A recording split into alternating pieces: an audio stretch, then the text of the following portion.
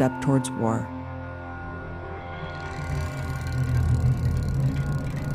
In Venezuela, even bolder moves for regime change by the Trump admin.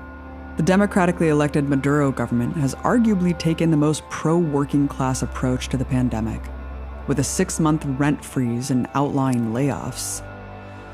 But in the face of U.S. sanctions, they are still in crisis. Before the pandemic, U.S. sanctions on food and medicine had directly killed over 40,000 Venezuelans, according to the Center for Economic and Policy Research.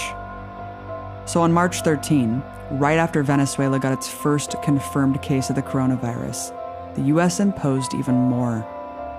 These sanctions target the country's oil exports, the source of almost all of its income.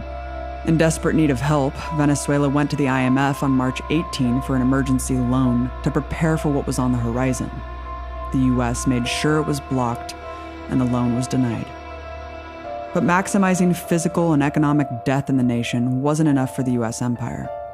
So on March 26, Washington took their biggest move for regime change since the failed U.S. coup attempt in January 2019.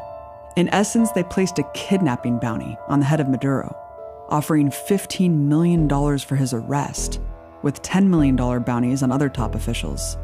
This provides even more incentive for U.S.-funded opposition forces to fulfill the dream of a coup from within. Ironically, the real narco states are the closest U.S. allies, like the governments of Colombia and Honduras. Nicolas Maduro must go.